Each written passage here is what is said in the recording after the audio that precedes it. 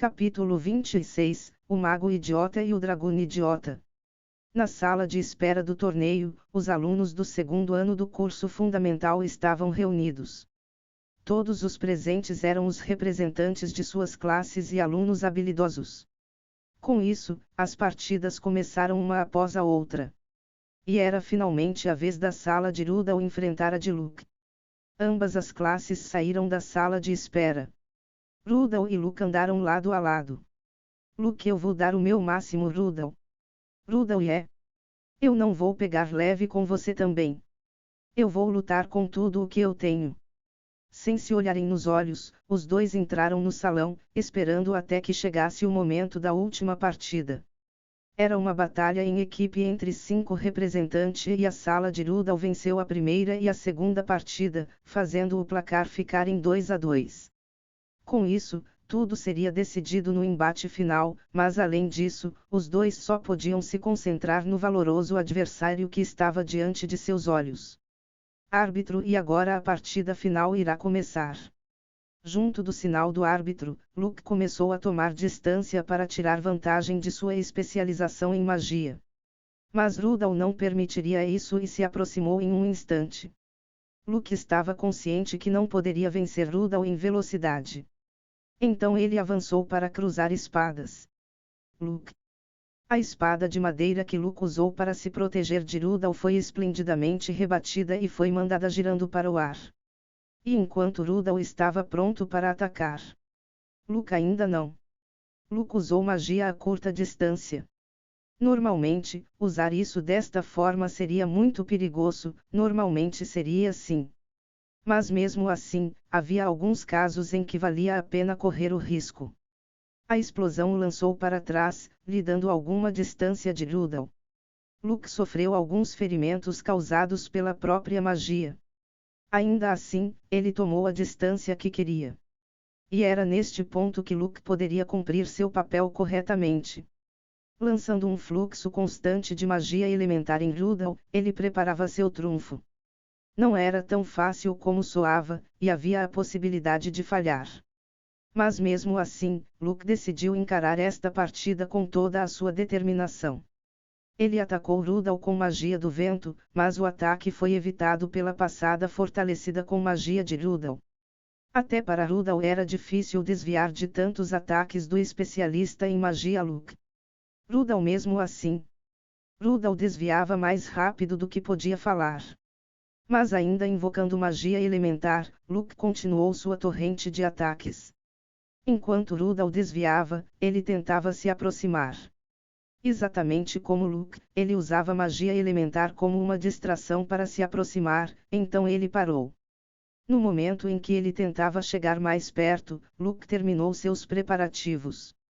Pressentindo o perigo, Rudall recuou e Luke usou a maioria de sua mana para invocar uma magia avançada. Consciente do movimento anterior que feriu o próprio usuário da magia, Rudall pulou para trás, mas agora ele se sentia arrependido. Ele devia apenas ter encurtado a distância. Para os estudantes do curso fundamental, magia avançada era muito perigosa, mas a magia de Luke se ativou perfeitamente. Chamas se mesclaram em uma tempestade de vento.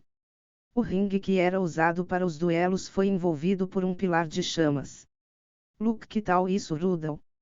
Pelo uso excessivo de mana e seu ferimento auto-infligido, Luke cambaleou. O salão se agitou com a magia e se preocupou com a segurança de Rudall. Assim que o árbitro se apressou para anunciar o fim do duelo, a tempestade de fogo se dividiu em duas e se desfez. Em cima do ringue, a espada de madeira de Rudall emitia uma tênue luz. Rudall tinha usado um golpe de cima para baixo. Talvez ele tivesse se esforçado, porque sua respiração também estava irregular. Luke, impossível. Você realmente é alguma coisa, Rudall. Dando uma risada satisfeita, Luke sabia que tinha que mostrar a seu primeiro amigo além de Eunice que podia lutar com seriedade. Ele continuou lançando suas magias, mas com o uso da magia avançada e o uso constante de magias elementares, ele já estava quase sem mana. Ainda assim, ele continuou mantendo seu terreno sem desistir da luta. Luke podia ver a aproximação de Rudall em câmera lenta. Ele se lembrou do ambiente em que ele viveu desde uma idade precoce. Uma educação dura desprovida da existência de qualquer coisa parecida com um amigo. Mesmo nesse passado, Luke amava magia, e ele queria alguém para falar sobre isso. Ele queria falar tudo sobre sua amada magia. Mas mesmo depois de entrar na academia, seu status como herdeiro de um arquiduque fez com que os outros mantivessem distância. A única exceção era Eunice, que continuava focado em sua esgrima, e suas conversas não combinavam. Mesmo se ele falasse sobre sua adorada magia, as pessoas só iriam concordar com ele. No fim, ele descobriu que eles iriam concordar até se ele inventasse uma mentira. Uma vida tediosa, dia após dia. E assim, Luke finalmente encontrou um amigo com quem podia conversar. Rudall. Normalmente, o tema magia aparecia sem precisar falar nada, mas ele podia acompanhar conversas além desse tema, e falar sobre magia com Rudall, sempre sério em tudo, era divertido, apesar de ele ainda não conseguir aceitar aquele livro com o título Como Acariciar um Dragão. Enquanto as observações intuitivas de Rudall se destacavam, Luke iria rir assim que eles falassem sobre a parte teórica. Para as pessoas ao redor, iria parecer uma conversa estúpida entre homens, mas era mesmo uma conversa sobre magias de alto nível. E Luke desafiou Rudall para uma partida séria. Ele considerou se segurar para ajudar seu amigo. Seu primeiro verdadeiro amigo, se possível, ele queria aproveitar sua vida escolar junto dele. Mas mesmo assim, ele sabia que Rudall não iria ficar feliz com tal ato, então ele não poderia pegar leve contra seu amigo. Sua visão se borrou e ficou difícil para Luke manter seu foco. Luke Rudall, você mesmo. A magia que ele tentou lançar com suas últimas forças nunca foi invocada, a espada de Rudall tocou perfeitamente o pescoço de Luke. Árbitro vie vencedor. Rudall Arces. Depois de um momento de silêncio, a voz do árbitro ressoou pelo salão. O espaço foi preenchido por uma mistura de aplausos e vaias dos espectadores. Ouvindo isso, Rudall guardou sua espada de madeira, sem fôlego.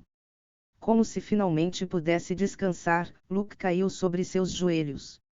Rudall ofereceu sua mão. Rudall Luke, obrigado.